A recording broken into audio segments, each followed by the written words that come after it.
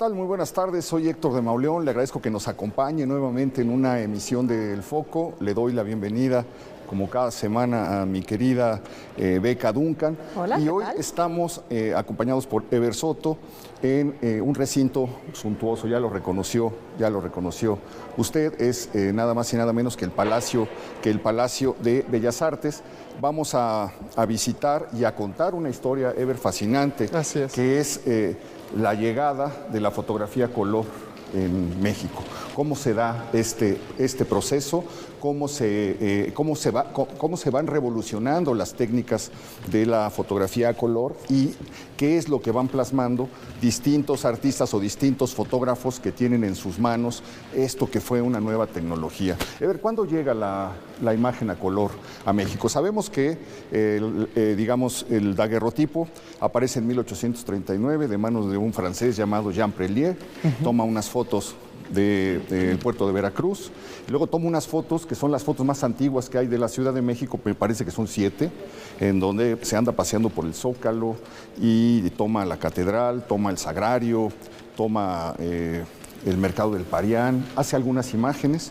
Y después, a partir de ese momento, comienza el desarrollo de algo que hechiza a la sociedad. En algún momento, Jean Prelier abre un estudio en la calle de Plateros número 9 y la gente comienza a ver no solamente que es posible reproducir los paisajes, sino que es posible reproducir su propia efigie. Y entonces se desata una locura en México. Todo el mundo quiere tener un retrato. Decía Ángel de Campo que si alguien no tiene por lo menos una imagen de 3/4 de frente y de perfil no es nadie, decía en tono de broma el cronista Ángel de Campo, porque se desata una verdadera locura y una fiebre por la reproducción y por la imagen. Sin embargo, todo esto está siempre a cargo de estudios fotográficos. La gente tiene que ir a los estudios, el maestro los acomoda. Decían que los acontecimientos más importantes de una familia tenían que estar retratados: el nacimiento de un niño, la comunión, la boda e incluso la muerte, ¿no? Retrataban a los muertos. Entonces, todo pasaba por una cámara fotográfica, pero había que ir a un estudio fotográfico en la calle, estamos muy cerca de donde estuvieron los grandes estudios, los primeros grandes estudios, en Avenida Juárez. En Avenida Hidalgo, perdón, se abrieron muchísimos Juárez también estudios. hubo un poco sí, después, claro. pero hubo muchos Creo que muy importantes. en Hidalgo llegaron los rusos, ¿no? Unos estudios de fotógrafos rusos, pero los más importantes estuvieron en la Avenida Madero, que se llamaba Plateros en ese tiempo, los de los hermanos Valleto, etcétera. Entonces la gente iba, el maestro los decoraba, hacía como una escenografía, no había luz, entonces tenían que tomar las fotos en la azotea, aprovechando la luz natural. Bueno, Pero lentamente... y posar largas horas, ¿no? Porque a veces no consideramos eso. Ahora pensamos la foto es un instante, pero en ese momento tienes que quedarte muy quieto, en posiciones muy incómodas. Creo que en las durante un casas de buen rato. todos hay una foto donde hay un señor junto a una columna con los bigotes retorcidos, ¿no? Posando. Con un fondo de florecitas, ¿no? Bucólico, etcétera. En las casas de todos los abuelos había esos recuerdos de la llegada de la fotografía. Pero de repente se da una revolución. Así y es. es que ya no tienes que ir al estudio. Llega a partir de 1901, me parece, no sé, tú tendrás la fecha. Sí, bueno, de manera particular, uno de los primeros procesos para tener una imagen con color lo desarrollan los franceses, los hermanos Lumière, en el año de 1904. Como tal, a México ya llegarían en una producción masiva industrial hacia la segunda década del siglo XX, que es donde se empieza a desarrollar esta historia, pero particularmente por fotógrafos extranjeros. Era muy difícil que fotógrafos nacionales pudieran lograr crear este tipo de fotografías debido a las limitaciones tanto técnicas, económicas y de conocimiento que había de por medio, puesto que eran técnicas muy, muy complejas, ¿no? De poder realizar en términos fotoquímicos incluso. Pero hay un momento en el que puedes comprar la cámara portátil o la cámara, me parece que es Kodak, ¿no? Sí, la famosa Instamatic, por ejemplo, una de ellas, ¿no? Que será como hasta... O la Rolleiflex también, que era como más portátil. Cierto, ¿no? sí, que será como hacia los años 30 y 40. Había un anuncio en el periódico que decía, usted solo prima el obturador, nosotros hacemos lo demás, hágase fotógrafo. Así es. Entonces tú ya podías andar con una cámara tal vez, bueno, no como es un modelo muy avanzado, pero podías ya se había democratizado de alguna manera el control, el dominio de la imagen. Claro. Bueno, esta muestra nos habla de esa breve historia de la fotografía a color en México. ¿Y por dónde vamos a comenzar? Pues me gustaría mostrar de manera de una presentación introductoria pues las diferentes técnicas que dan cuenta de esta breve historia de la fotografía en color. Desde luego habrá que mencionar que todas las técnicas que tenemos desplegadas en este muro no son las únicas que ha habido. Desde luego, entre una y otra se desarrollaron otras 10, por ejemplo, que han quedado un tanto relegadas en el olvido y que justamente busca ser uno de los objetivos de la exposición, ¿no? Presentar una revisión exhaustiva para detonar el interés y la próxima investigación posterior de todas estas técnicas. Son las más representativas o las más populares, ¿no? Así es, de esta historia, ¿no? Comenzamos con estos daguerrotipos coloreados a mano. ¿Es famosísimo o es una idea? El autor no está muy reproducido en libros, ¿no? ¿Cómo? ¿Perdón? Que si no está muy reproducida en libros. No, como tal, no. De hecho, uno de los temas importantes en la exposición es que la mayoría de las fotos que vamos a ver, algunas son inéditas, otras han sido impresas de los negativos directos de los archivos de los fotógrafos, u otras nunca han sido expuestas como tal. De ahí la relevancia, ¿no? Como les decía. Esto es bellísimo, ¿no? Sí, claro. Es todo un documento de época. Y es un poco, Beca, lo que decíamos. Ahí se ve el escenario detrás, los personajes posando. Sí. Les gustaba mucho posar representando personajes de la calle, de los oficios. Es esta producción de la imagen como tal, ¿no? Pedirle a la gente que pose ahí, como lo debían decir, largos periodos de tiempo en el estudio del fotógrafo, y justamente era en el estudio donde se empezaba a colorear a mano. Era lo que hoy será el colorista, pues era quien se dedicaba como tal a reproducir cómo eran los colores en la realidad. Y a mano, ¿no? Todo se hacía a mano. Y ese era un trabajo que se desarrollaba primordialmente por mujeres. Lo que hacían muchas veces, sobre todo los grandes estudios, y esto sucedía también en Hollywood, por ejemplo, con las primeras películas a color, es una locura pensarlo, pero los rollos eran también pintados a mano. Pues porque las mujeres estudiaban mucho estas técnicas como para pintar porcelana, iban a escuelas de artes decorativas y entonces tenían la facilidad ya o la técnica para hacer pintura en formatos muy pequeños, ¿no? Entonces normalmente eran mujeres, que en la historia de la foto pensamos siempre en los grandes nombres de los fotógrafos hombres. Así es. Pero había muchas mujeres detrás de este trabajo. Sin duda, y que también está en la exposición. Sí, perdón, y solo hablando de mujeres, aquí hay otra también muy importante. Ajá, sí. ¿No? Lo que tenemos aquí son imágenes que fueron coloreadas sobre la plata, digamos, ¿no? Sí, esa es una de las técnicas pioneras tal cual, ¿no? Antes de poder reproducir desde el negativo químicamente una imagen con color, se agregaba a mano. Fíjate que yo he encontrado en periódicos del siglo XIX, en la sección de avisos, que se anunciaban unos franceses que habían llegado a los portales a poner un estudio donde coloreaban las imágenes. Entonces, te tomaban la foto y ellos como que la photoshopeaban, como diríamos ahora, pero lo hacían, pues no sé con qué técnica. Y una de las características o de los beneficios que vendían era que te podían embellecer. Sí, claro. Ciertamente. Bueno, y sí, ponían chapitas y labiales. Sí, ¿no? Tal como un filtro de nuestro teléfono en la actualidad, claro. ¿No? Desde luego esa intervención existió desde el principio de los tiempos de la fotografía. Oye, que es fascinante porque hay una foto de Tina Modotti, un retrato de Julio Antonio Mella, que fue su pareja, que se le acusó a ella de asesinarlo, como ya vimos en este programa alguna vez con Claudia Marcuchetti. Pero lo que es muy interesante es que estamos acostumbrados a ver las fotos de Tina Modotti en blanco y negro, sin ¿no? duda, es muy raro verla a color. Sí, claro, y en un país que ha sido retratado en blanco y negro, ¿no? Por grandes fotógrafas como Dolores Martínez de Anda o grandes maestros como Manuel Álvarez Bravo, incluso.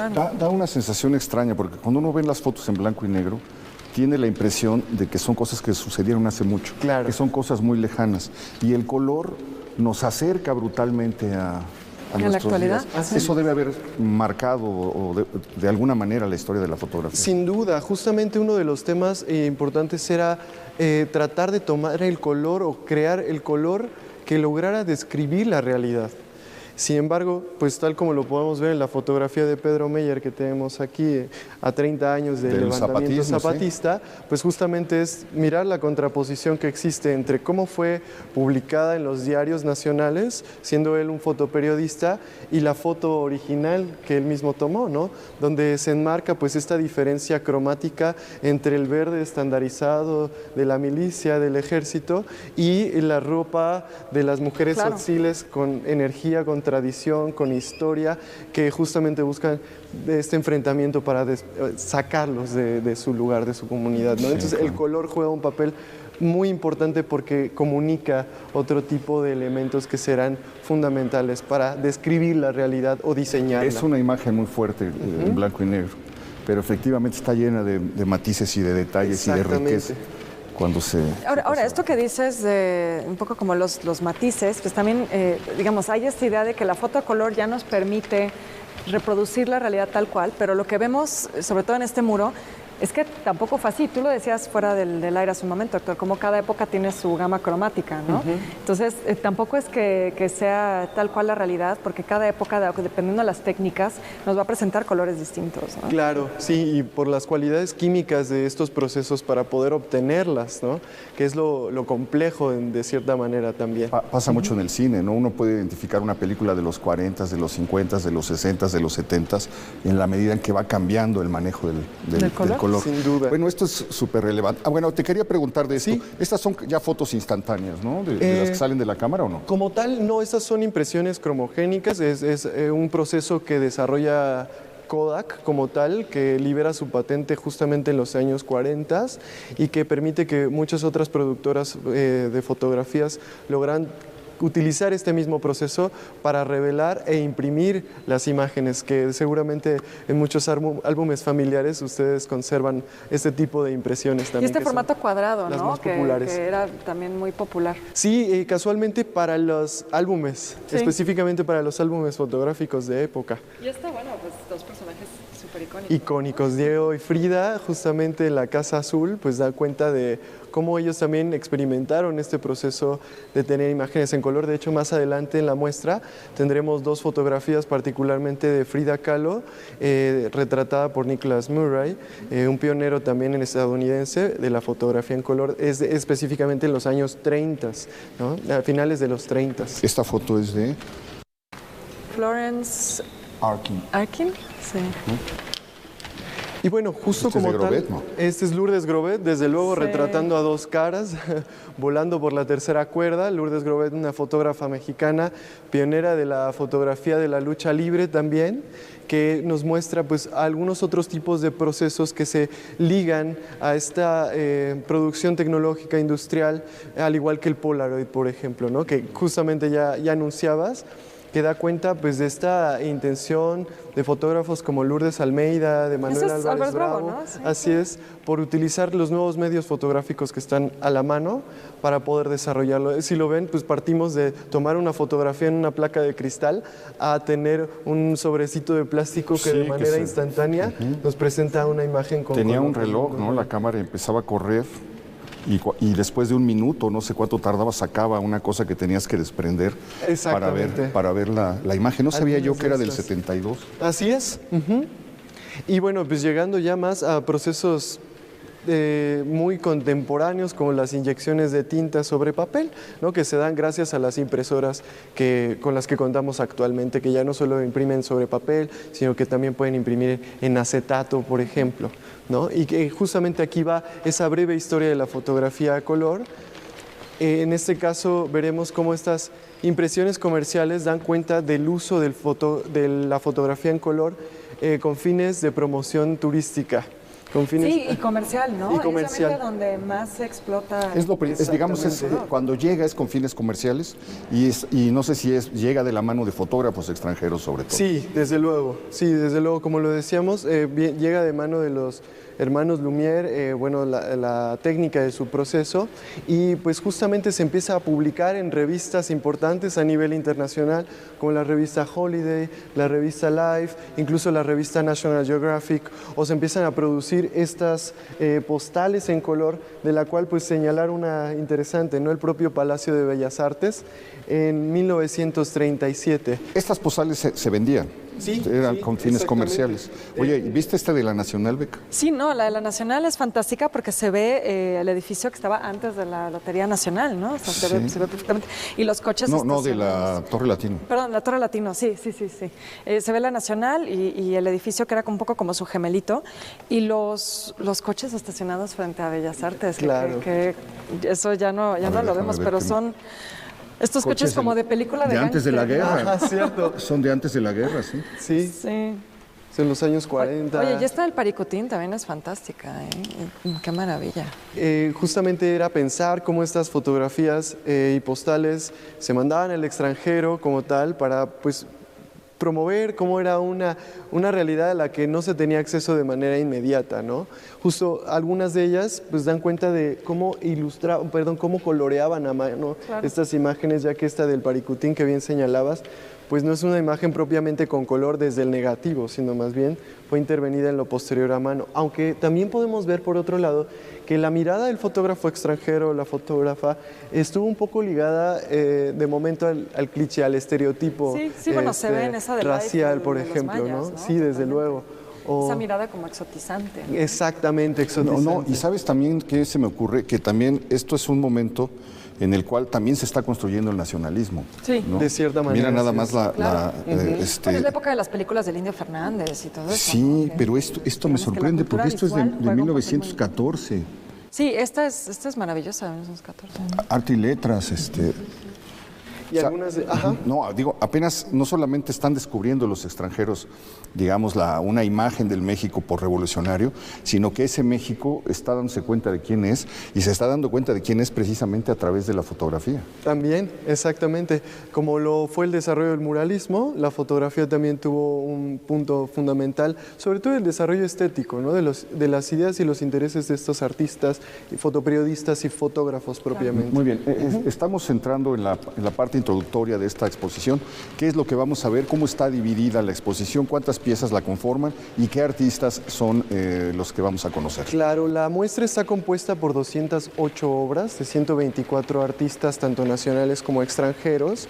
Se divide en 9 núcleos temáticos y vamos a poder ver a algunos de los más importantes o más conocidos, pero también a otros no tan conocidos. Estamos hablando, por ejemplo, desde luego de Pedro Meyer, Rodrigo Moya, Lázaro Blanco, Pedro Valtierra, pero vamos a ver también fotografías de artistas poco conocidos en México como Richard Misrach, Eugene Garrett, o fotógrafas como lo es Lourdes Almeida, la maestra Lourdes Almeida, Lourdes Grobet, Cándida Hofer, Susan Meiselas o Yolanda Andrade, y también, ¿por qué no mencionar a Teresa Margoles, quien no es una fotógrafa propiamente, pero usa la fotografía como un medio artístico para promover sus ideas.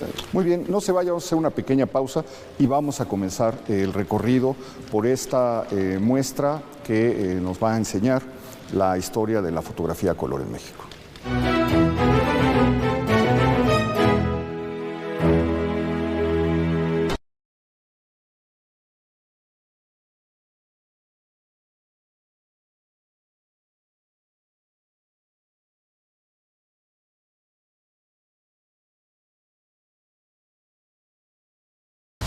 Te acompañamos todo el año.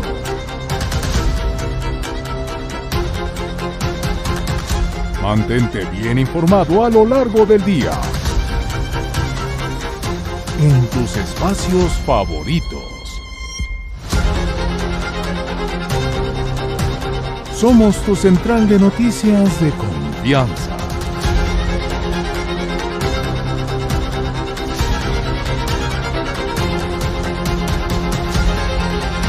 Que te comparte todo lo que sucede en tiempo real.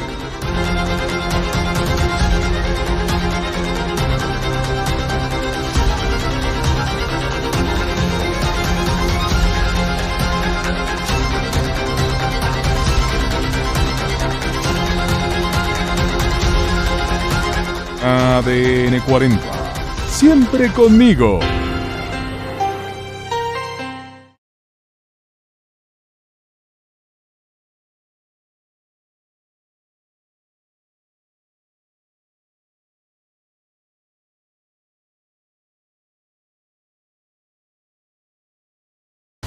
Te acompañamos todo el año.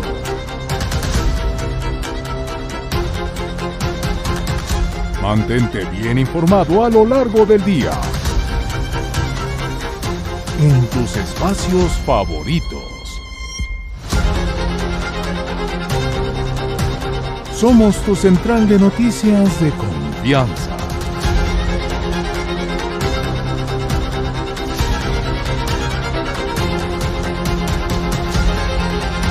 que te comparte todo lo que sucede en tiempo real.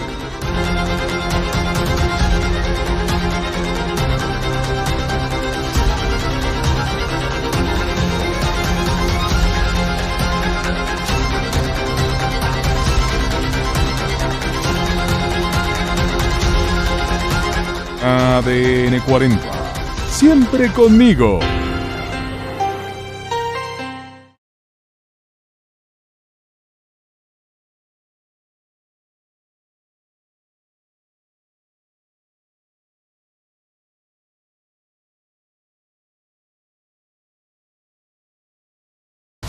Te acompañamos todo el año.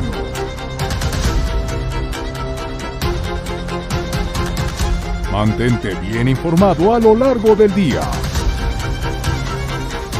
En tus espacios favoritos.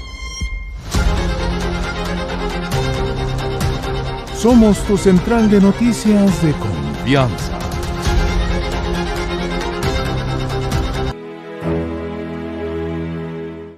Bueno, pues estamos en el primer núcleo de la exposición dedicado al paisaje, específicamente al paisaje natural, para el cual me quisiera centrar en 3 fotografías. Primero, del mexicano Armando Salas Portugal. Esta es una fotografía impresa en plata sobre gelatina que fue coloreada a mano, que justo como podrán ver aquí enmarca justamente este paisaje natural, una composición en planos desde los árboles, la montaña y esa majestuosidad del Popocatépetl que pone de manifiesto la idea de lo sublime, ¿no? De estar como un humano diminuto frente a la majestuosidad del paisaje. Es casi como este cuadro de Caspar David Friedrich, ¿no? Del caminante entre las nubes.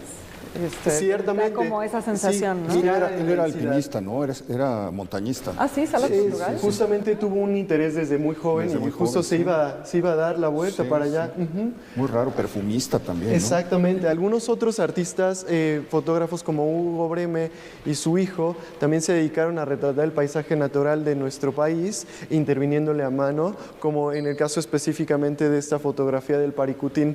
¿Qué sería de esta fotografía si la viéramos totalmente en blanco y negro, ¿no? Nos transmitiría la misma idea, la misma energía, la misma fuerza de la erupción del volcán, aunque veremos que no todo está relacionado con esta visión idílica del paisaje, sino también se presenta un paisaje que se transforma, un paisaje que es intervenido por la mano humana. Particularmente quisiera centrarme en una fotografía de un fotógrafo estadounidense llamado Alan Sekula, quien se dedicó a retratar el set de filmación de la película Titanic, aquí en México, en Baja California, para el cual justamente tendremos este díptico que nos muestra el pozo de agua artificial que se construyó por la industria cinematográfica para poder filmar parte de esta película. Es toda una serie, desde luego, pero de la cual se muestra aquí la intervención directa de la industria y la transformación del paisaje natural. Como un paisaje que está construido, ¿no? Es un paisaje que está en constante transformación o un paisaje que se construye de manera ideal, como es el caso de la fotógrafa mexicana Lourdes Grobet. Esto me encanta porque la asociamos con la lucha libre y perdemos de vista todas las otras cosas, toda la exploración del color y de la fotografía que hizo a lo largo de su vida. Esto es precioso porque retomó la intervención a color, ¿no? Exactamente, ella va a los lugares específicamente y pinta sobre estos nopales azul, este nopal rosa, dando cuenta de que el paisaje también es algo que está en construcción por la mano humana, no solo de manera ideal, sino de manera física, se encuentra transformándose. Y es de ahí que justamente las demás fotografías que desde luego el público podrá ver en este núcleo están navegando entre esos conceptos, ¿no? La intervención, la transformación, pero también el cuidado a veces de la naturaleza o una visión idílica. Les aseguro que en su celular, en sus álbumes fotográficos familiares, de seguro tienen una fotografía del paisaje, algún paisaje que les haya llamado la atención. Claro. No, qué belleza, es bellísimo, ¿no? No, sí, son toda una maestra, Lourdes Grobet. Y bueno, vamos a transitar hacia el siguiente núcleo de la exposición, dedicado al al pasado prehispánico. Justamente para los gobiernos postrevolucionarios, la idea de atraer el turismo extranjero, pues fue un elemento muy importante para reactivar la economía del país, y es de ahí que justamente muchos fotógrafos extranjeros y nacionales tuvieran como punto de interés retratar estas ruinas arqueológicas que de hecho estaban repletas de color, ¿no? En sus acabados. Sí, ahora las vemos aplanados en piedra, de estuco, pero, etcétera, ¿no? Justo. Y es de ahí que, por ejemplo, Rodrigo Moya nos presente el templo de Quetzalcóatl. Si conocen el trabajo de Rodrigo Moya, invitamos al público que lo haga, pues sabrán que en su mayoría es en blanco y negro, y ver este tipo de contrastes entre unas ruinas arqueológicas en Teotihuacán que tuvieron color, que se contrastan ahora con la indumentaria de los turistas extranjeros, ¿no? Oye, pero no nos podemos saltar. Claro, desde luego, Armando Salas Portugal nuevamente, con estas ruinas mayas justamente. Vean ustedes cómo esta fotografía está intervenida a mano igualmente, con óleo. Es un trabajo bastante delicado, que lleva muchísimo tiempo, y que desde luego no todos los fotógrafos desarrollaron ese interés por intervenir directamente en las fotografías. Otros sí tuvieron ese cuidado y delicadeza poder utilizar el color. ¿Por qué? Porque esta no es, tal vez no sea el color de la realidad. Sí, original. Es un color diseñado, ¿no? El color que se imagina el fotógrafo. Me da la impresión de que Salas Portugal está un poco olvidado, sí, ¿no? yo también siento que como que no, la gente no lo ubica tanto como un Álvarez Bravo. Claro, toda la obra de Barragán la conocemos por las fotos de Armando Salas Portugal. Fue fotógrafo un gran fotógrafo de arquitectura. De cabecera. También muchos aspectos Sordo Madaleno los fotografió. Sí, exactamente, de arquitectura moderna. Es una de las fotografías que les decía, de Frida Kahlo, tomada por Nicholas Murray, a quien conoce en Nueva York, justamente en la década de 1930. Este es del 38, donde Frida está posando, sosteniendo esta escultura olmeca, justamente en su casa en Coyoacán, ¿no? En la Casa Azul. Nicholas Murray es quien le toma la fotografía, que muchos creen que sí se publicó en Vogue originalmente. Se publica hasta 2012, me parece, la foto ya en Vogue, pero es una foto de ella también a color, con un vestido y un fondo verde muy intenso. Claro. Esa foto muy, muy famosa también es de Nicholas Oye, Murray. Y la de abajo tampoco desmerece, porque es nada más y nada menos que de Juan Guzmán. Exactamente. Sí. Tenemos una idea de Juan Guzmán en blanco y negro exclusivamente. Y más bien de la ciudad, ¿no? Y de temas urbanos. Sí, de temas urbanos, de la población de México. Justo aquí parece como si se estuviera construyendo la propia fotografía a través de este proceso de restauración de esta escultura, ¿no? Que da cuenta de cómo se utilizaba también, con qué otros fines era utilizada la fotografía con color específicamente, ya que, como les decía, no era que todos pudieran hacerla, no era que estuviera al alcance de todos, se hacía por encargo exclusivamente. Claro. Fíjate, este es otro personaje de novela, es un obrero en una fábrica de Colonia, en Alemania, sale huyendo por las cosas de la guerra, llega a España, se mete en la guerra civil, la retrata, y por mil azares, y gracias al general Lázaro Cárdenas termina llegando a México, se cambia el nombre por Juan Guzmán. Sí, que me fascina. Johann Gutmann. Se cambia el nombre por Juan Guzmán, vive muy cerca de aquí. Oye, yo ya estaba harto de deletreárselo a todo el mundo. No, imagínate. Pero la imagen que tenemos de la Ciudad de México en los años 40, 50, se debe a Juan Guzmán. Sí. Sin duda.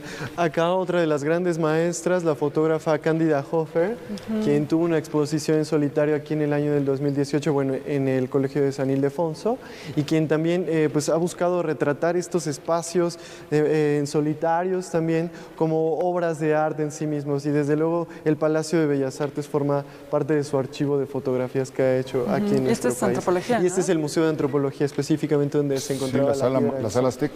Así es.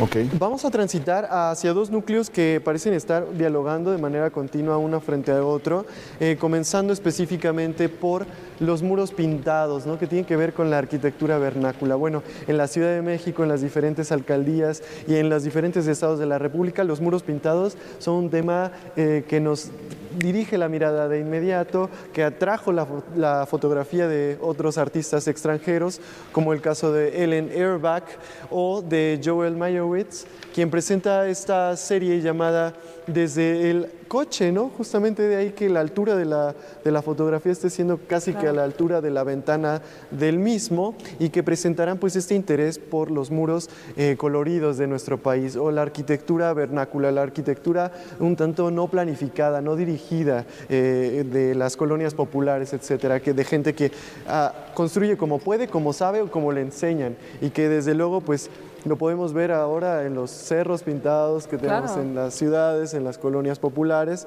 que dan cuenta justo de eso, ¿no? También del instante decisivo. Estos conceptos en la fotografía compartidos por artistas como Henri Cartier-Bresson, a través de estar en el momento específico para captar el instante que nunca va a volver a repetirse, ¿no?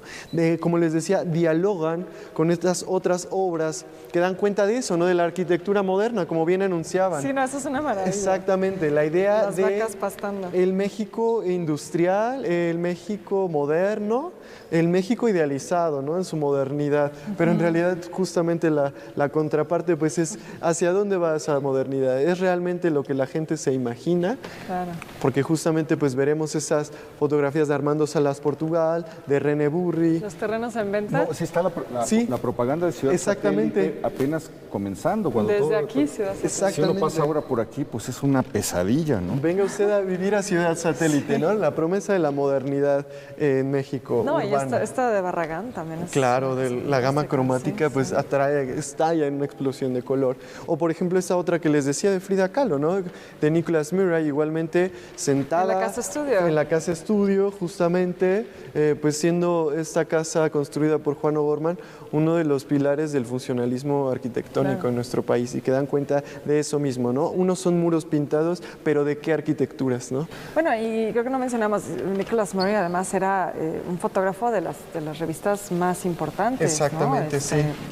Sobre todo de las neoyorquinas, pero él hacía encargos para cualquier revista que se nos pueda ocurrir hoy, desde New Yorker, New York Magazine, Vogue, todas esas las fotografiaba. Y siempre fue en color, ¿verdad? Él. Sí, la mayoría, bueno, no siempre, exactamente, antes, ¿no? pero justo es que la mayoría de estos artistas transitaron, ¿no? Jugaron entre el blanco y negro, otros dijeron, bueno, yo hice como Graciela Iturbide, ella no está en la exposición, pero ella hizo un par de series a color, ¿no? Como el Festival de Avándaro, pero se decantaría por ser una fotógrafa blanco y negro. Interesante, pues se vuelve el fotógrafo de Frida durante 10 años. Así es. O se dedica 10 años a retratar. Y aquí veremos pues a pioneros, como tal, como lo mencionas, Beca, de este desarrollo fotográfico. Por ejemplo, antes de seguir hablando de estos muros pintados, pues veamos también el tipo de arquitectura moderna que se proponía o que se divulgaba justamente en el extranjero, ¿no? Es el Pedregal, ¿no? Exactamente, son las casas del Pedregal que salían en revistas extranjeras, tal cual que se publicaban en Estados Unidos, o la casa de Luis Echeverría, por ejemplo, la casa del artista Matías Geritz, o no dejar de lado también a uno de los pioneros de la fotografía en color, Paul Otherbridge, quien presenta pues este lobby de hotel en Mazatlán, Sinaloa, ¿no? Siendo también uno de los fotógrafos específicos para este tipo de revistas que desarrollaron un lenguaje estético pues también bastante particular, ¿no? Y que no hay que dejar de lado. De ahí también la relevancia de esta exposición. Justo habrá algunos otros artistas, justamente como Yolanda Andrade, que busquen retratar estos espacios de la arquitectura moderna, de la Ciudad de México en particular, pues dando cuenta de ese concepto de ser un andariego, bueno, un andariego como vago, salirse a dar la vuelta, pero con una intención, ¿no? Con un fin práctico específico, que es captar el mundo, algo que hay de por medio. Sí, es bellísimo. ¿Qué es esto? Adam Wisman, sí, justamente retrata los interiores, ¿no?, de Tlatelolco. Nuevamente la idea de la modernidad urbana, de la modernidad industrial que se despega justo en los años 60 ya propiamente dicho, y que en esta serie especialmente es del 2014, y que a pesar de ser, pareciera como un espacio modular donde todos los departamentos parecen ser similares, se muestra la identidad de las familias. No, y la época, ¿no? Del papel tapiz, ¿no? O sea, se parece del papel tapiz y del parquet. Esto es Tlatelolco. El parquet, sí. Exactamente.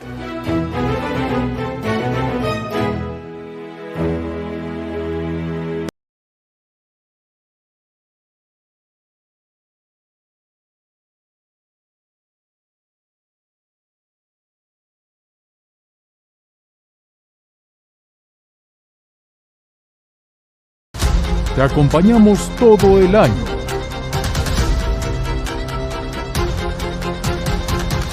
Mantente bien informado a lo largo del día. En tus espacios favoritos.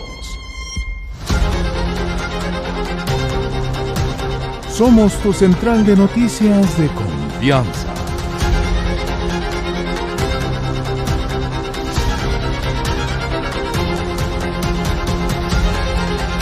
Que te comparte todo lo que sucede en tiempo real.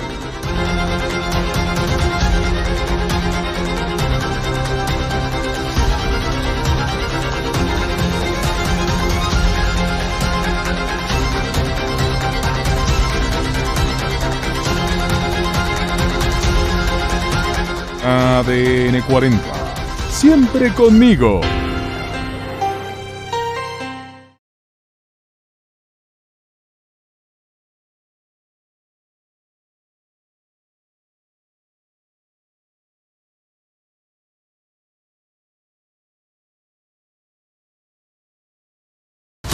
Te acompañamos todo el año.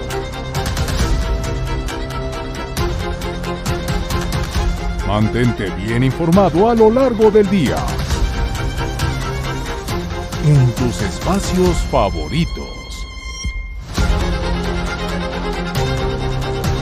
Somos tu central de noticias de confianza.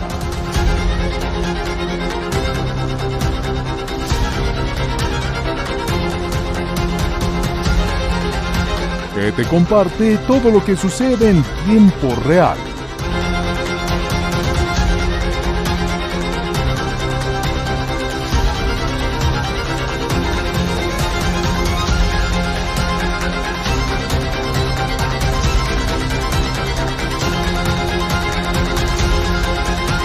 ADN 40. Siempre conmigo.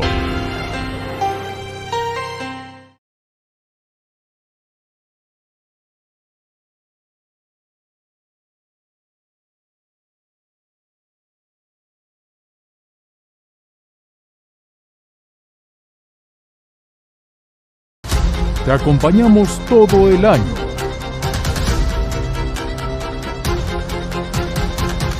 Mantente bien informado a lo largo del día.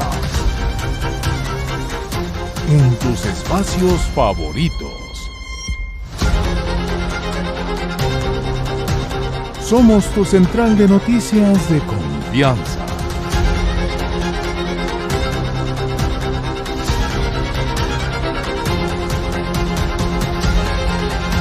Que te comparte todo lo que sucede en tiempo real.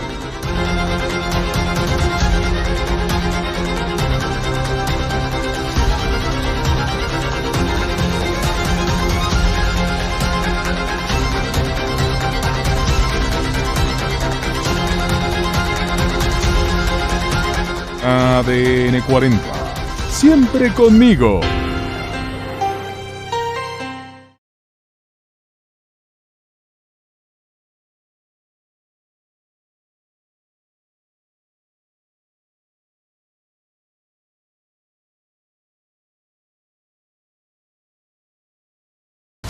Te acompañamos.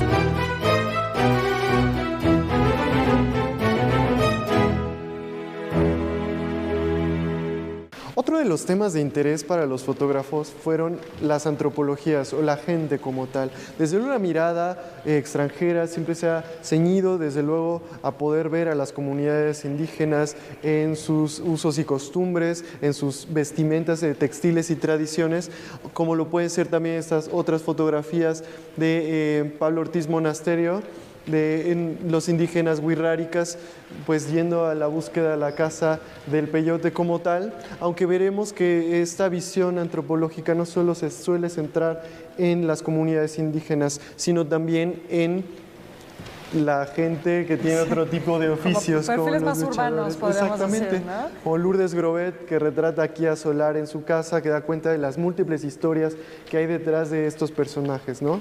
Que pues como todos son personas que tienen una historia de vida. Aunque hay otras visiones, desde luego, como lo será la de Lourdes Almeida, como la de Federico Gama, ciertamente. Claro, sí, no, Federico bueno, Gama. Federico, que hace justo estos sus mazahuacholos catopunks, Exactamente, ¿no? sí. Estos jóvenes indígenas que se transforman como en personajes de tribus urbanas. Claro, que se integran a un contexto urbano, citadino, transformando sus formas de vida y volviendo a sus comunidades ahora como el otro. No, fíjate que esto es muy lindo, porque digo, esto evoca lo que decíamos al inicio, Héctor, ¿no? Como estas familias yendo al estudio a posar, a vestirse, o sea, pareciera tener como toda esa producción, ¿no? Es que sí, solo esto se rompió, porque cuando llega la fotografía, cuando caen los estudios, los fotógrafos para sobrevivir tienen que salir con la cámara. Entonces recorren las vecindades gritando gente que retratar. Y entonces salía la familia, se acomodaba y pasaba esto. Pero estoy hablando del porfiriato. Sí, cierto. Claro. Ya cuando llega la foto donde tú puedes tomar tus propias fotos, ya no tienes que ir al estudio, ya no necesitas del fotógrafo. Ellos se refugian en la villa, en Chapultepec, o sea, son... En Avenida Juárez. Claro, son los fotógrafos, pero en la son calle. los en Xochimilco, los que te toman fotos en lugares típicos, pero el origen del fotógrafo ambulante, digamos, era precisamente... Entonces me parece una gran idea de Juan Guzmán. No, esto es Lourdes Almeida. Este es Juan Guzmán, sí. Sí, como retomar esa tradición, ¿no? Y fíjense algo bien interesante, ¿no? En los principios de la historia de la fotografía se decía que el color era vulgar. Claro. El color... Es que te quería preguntar eso. Blanco y negro eras lo sofisticado. Exacto, lo artístico, desde luego. Y de hecho veían como una amenaza las cámaras instantáneas, ¿no? Decían, ahora cualquiera va a ser fotógrafo en relación con lo que decía. Bueno, lo dicen todavía los teléfonos, claro, ¿no? Que ahora ya cualquiera nos sentimos fotógrafos. Y bueno, aquí entramos a uno de los núcleos de la exposición dedicado a un tema importante en la historia de nuestro país en el último lustro, que es la ansiedad y la violencia, ¿no? Empezamos con una dimensión lúdica de la ansiedad y la violencia, pues pidiendo a la gente, Miguel Calderón, que se haga Los Muertos, por ejemplo, o Tony Kuhn, pues retratando a los niños que están jugando en la calle en el Día de Reyes en la colonia Condesa, pero después transitamos hacia una mirada más particular, como lo puede ser Paolo Peregrini, presentando a la gente que va viajando, transitando en su cruce de la frontera, ¿no? Foto. Desde luego, o Enrique Metínides, el niño, sí, bueno. desde luego, con esta fotografía que tal vez conocía un poco de su historia. Dice, él era fotoperiodista, Sí, ¿no? sí, Nuevamente. de Nota Roja. Específicamente, dice, recibió un llamado, una novia y su novio estaban en Chapultepec a las 10 de la mañana y él pues lo habían acuchillado por no haber querido dar los 50 pesos que traía para su cita, ¿no?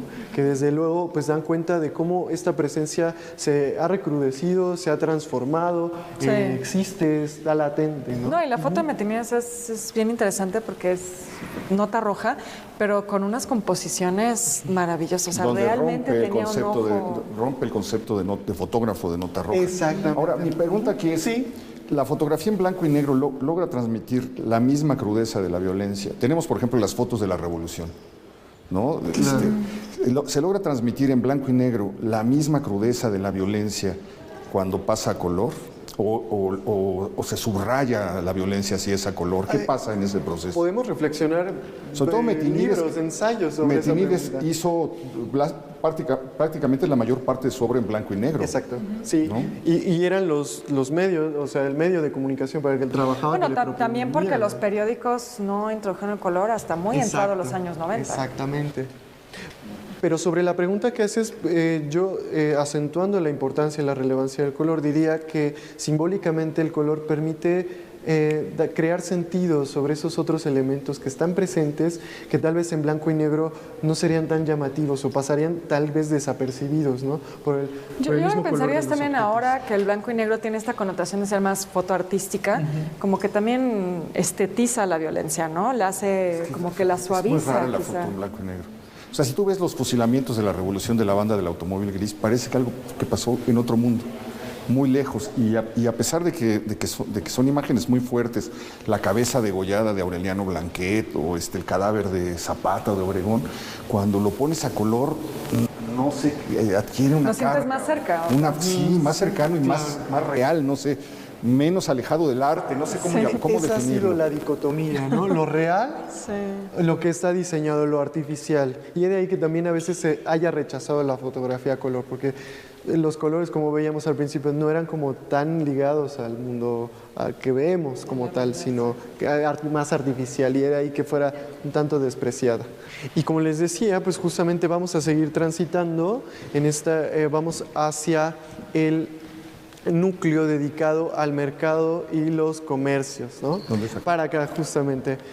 Nos encontramos en la sala Diego Rivera, donde podemos empezar a ver este interés también que ha existido sobre capturar el comercio industrial, desde luego, por ejemplo, en este caso las maquilas, en el caso del fotógrafo estadounidense Alex Webb, donde un primer plano aparecen estos zapatos que seguramente fueron hechos en esta maquila y ya lo que queda de la misma destruida para beneficiar el mercado del desarrollo inmobiliario. Es muy interesante este fotógrafo, toda la mirada del mundo de la frontera y del Exactamente, norte del país. Sí, hay muchos fotógrafos que retratan esa parte, o un poco la mirada más ligada hacia el cliché, ¿no? El cliché del mercado, de cómo surge el comercio en la calle. Y esta mirada como exótica del extranjero que vimos en las revistas, ¿no? Exactamente, ¿no?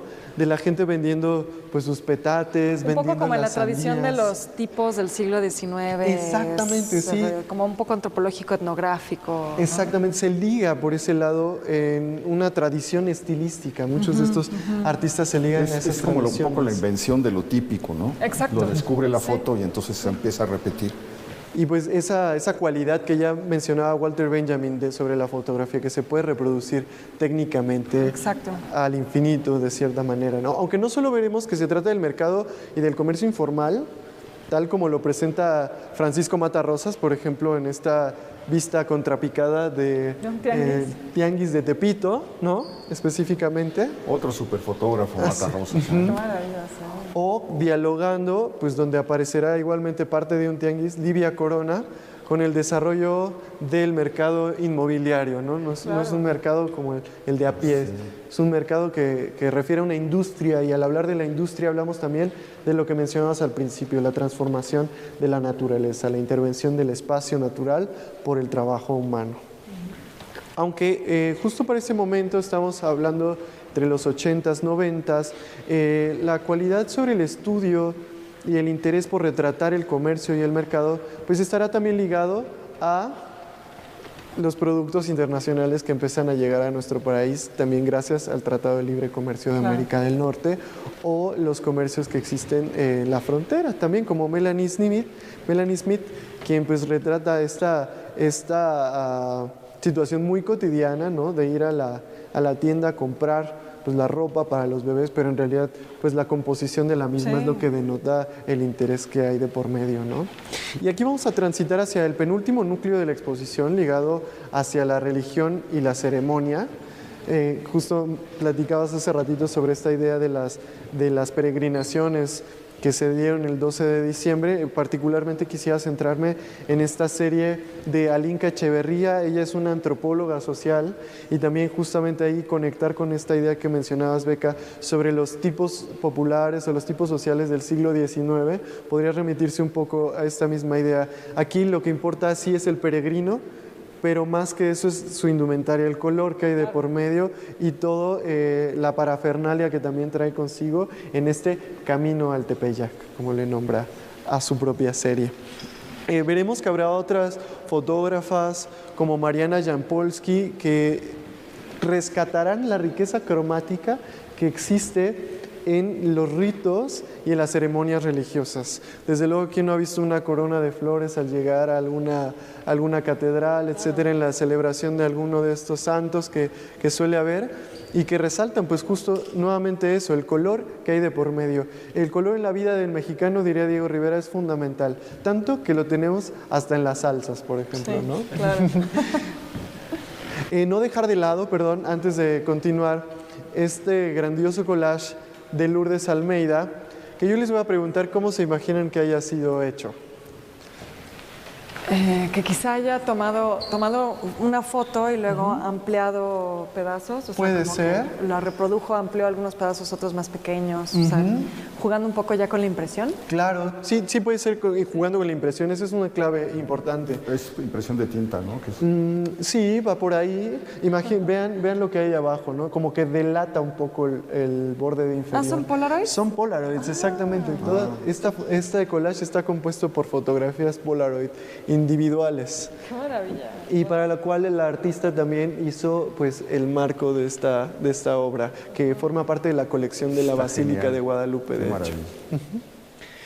Y bueno, vamos a cerrar con un núcleo más, el último, el noveno núcleo dedicado a la bandera. Los colores patrios, desde luego, han sido significados a lo largo de la historia de nuestro país, muy ligados a la revolución, a los ideales de la Revolución Francesa, por supuesto, en un proceso independentista, pero pues también veremos que tienen diferentes cargas simbólicas, ¿no? Por ejemplo, aquí Francisco Matarrosas nuevamente nos presenta el altar a la patria. En la frontera. Así es, justo pues se dan cuenta cómo queda pues improvisada esta forma de poder decir adiós o de poder pedir suerte o éxito en una trayectoria, una travesía que va a comenzar alguna persona y que, qué brutal. Como lo notarán, los núcleos se van conectando entre sí unos con los otros, ¿no? Claro. Hablando del paisaje, hablando de las antropologías, hablando de la construcción de la imagen nacional. Ajá, exactamente, ¿no? o del paisaje intervenido. Y en ese sentido, los colores de la bandera sí remiten a un patriotismo, a un nacionalismo que ha ido cambiando desde luego. Los colores del lábaro patrio han sido también adoptados por partidos políticos, ¿no? Y como tal, es de ahí que veremos algunas fotografías como de Héctor García, ya a un centenario de su existencia, desde luego, Rodrigo Moya o Pedro Meyer, específicamente sobre los mítines políticos, ¿no? En particular quisiera señalar esta de Pedro Meyer. ¿Qué es lo que estará viendo esta persona? ¿A dónde se asoma? Metafóricamente nos hablará de un país que está por transformarse o estará viendo simplemente el mitin que ya comenzó. ¿Cuántos llegaron al mitin? Ajá, exactamente. ¿Qué es lo que está observando esa persona? ¿Y por qué el color nos permite remitir directamente a un partido político o justo a una idea de nación? Por acá vamos a ir cerrando con una fotografía de Francis Alice. Oye, pero de Reuter... Perdón, sí, dime. No lo pasemos por alto porque sí, claro. también es una figura crucial. Cierto. ¿No? Walter Reuter, justamente con esta abanderada, ¿no? Desde luego recordarán tal vez de su educación básica escolta, o de alguien, sí, claro. ¿No? Estar en la escolta era un privilegio que da cuenta también de ese símbolo nacionalista que suele haber de por medio, y también nos invita a cuestionarnos qué historias nos cuentan las fotografías. La historia que yo me imagino es la historia que está presentada ahí, es la historia que vivió el fotógrafo. ¿Por qué, no? ¿Qué narrativas paralelas se pueden construir de por medio? Para un artista justamente que estuvo trabajando en nuestro país. Sí, muchos años. Muchos años y enfocado en retratar a la gente también. Claro. Qué buena foto. Algunas tienen cualidades más abstractas, como la de Tony Kuhn. Sí, sí. ¿No? Es identificar, ¿no? Aquí es más bien añadir un significado agregado al color, un sentido mentado específicamente. Pueden ser simplemente 3 colores de manera fortuita presentados así, pero leídos de manera simbólica, semiótica, pues pueden remitir a la bandera tal cual, ¿no?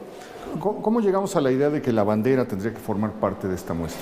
Bueno, justamente lo que ha mencionado James Sols es que la bandera ha sido un símbolo de interés para los fotógrafos y las fotógrafas que dan cuenta no solo de un sentimiento nacionalista, sino que también llegan a cuestionarlo, ¿no? Pueden presentar de por medio cuestionamientos severos sobre la ideología que hay de por medio en cuanto a venerar la bandera, etcétera, o hacer todas estas ceremonias cívicas, y cuestionando desde luego también la política que existe en nuestro país, tal como lo presenta Francis Alice en esta fotografía del Zócalo a finales del siglo pasado, ¿no? La bandera ya queda más bien casi que relegada, ¿no? Ahora lo que importa es la proyección que hay de la misma y cómo la gente se acomoda de manera particular en ella, ¿no? Metafóricamente, ¿qué nos dice, ¿no? ¿Qué nos invita a cuestionar, a pensar sobre esto que ya cuestionaban artistas como José Clemente Orozco, bastante críticos de la idea de las masas, ¿no? y de seguir a los líderes y del nacionalismo, exactamente. Tiene 25 años esta imagen. ¿Cuánto habrá cambiado el Zócalo? Bueno, para empezar, las baldosas. Las baldosas, sí. Ya no están, ¿no? Y bueno, pues ¿por qué no también cerrar con este cuestionamiento con Adolfo Patiño? Hemos visto, casi no hemos hablado mucho, más bien de las técnicas fotográficas, puesto que nos llevaría otras 2 horas de recorrido tal vez, pero en particular quisiera destacar esta que es el fotomatón. Recordarán ustedes en los centros comerciales o plazas, pues meterle a la cabina, ¿no? Tal cual, pues justamente para fotógrafos que tenían pocos recursos o que querían utilizar otros medios, pues iban a esas cabinas y como tal utilizaban la fotografía a color que se podía producir con estos fotomatones. Y él más como de cierta en manera. tipo performance, ¿no? Él hacía más eso y mucho autorretrato. Cierto. Oye, nada más recuérdanos en qué horario pueden venir. Bueno, la gente puede venir, les invitamos a que vengan de 10 de la mañana a 6 de la tarde, de martes a domingo. Perfecto, buenísimo. Y hay visitas guiadas. Claro, tenemos visitas guiadas, algunas programadas, otras por punto de encuentro, como les llamamos. Específicamente esta exposición son a las 11 de la mañana y a las 4 de la tarde, donde parte del equipo de mediadores y guías del Museo del Palacio estarán muy gustosos y privilegiados en recibirles. ¿Y tienen algunas otras actividades planeadas como parte de... Sí, claro, tenemos caminatas fotográficas para que el público pueda inscribirse. Tenemos también, vamos a tener más bien sesiones de cuentafotos y tenemos actividades mediadas. Estas actividades se realizan, las mediadas específicamente se realizan de martes a viernes aquí en el segundo piso del museo, en el área de murales, que consisten en poder descubrir las técnicas fotográficas que hubo para poder desarrollar una imagen con color y también invitar al público a intervenir a mano una fotografía antigua en blanco y negro. Qué lindo. No, pues muy interesante. De verdad, recomendamos ampliamente que se venga a dar una vuelta por esta muestra, que se vaya deteniendo en cada pieza. Es completamente sugerente, es de verdad un viaje por las épocas, otra manera muy original de acercarse a la historia visual de México. Ever, te agradecemos. El privilegio es mío y el gusto es mío también de acompañarles. Mil gracias. Un excelente día. Gracias. Gracias a ustedes. Gracias, Beca. Gracias, Héctor. Espero que haya disfrutado este recorrido. Le agradezco muchísimo que nos haya acompañado y nos vemos la próxima semana, ya lo sabe usted, aquí en El Foco.